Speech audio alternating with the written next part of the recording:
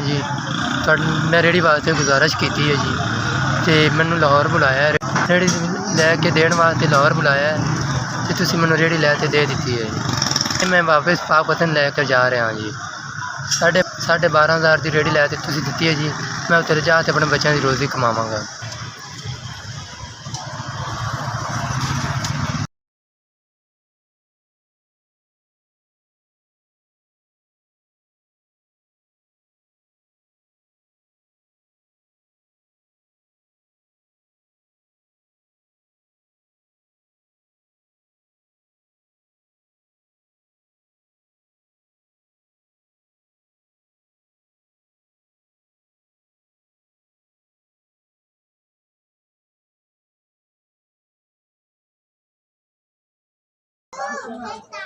भिंडी लो, आलू लो, मूली लो।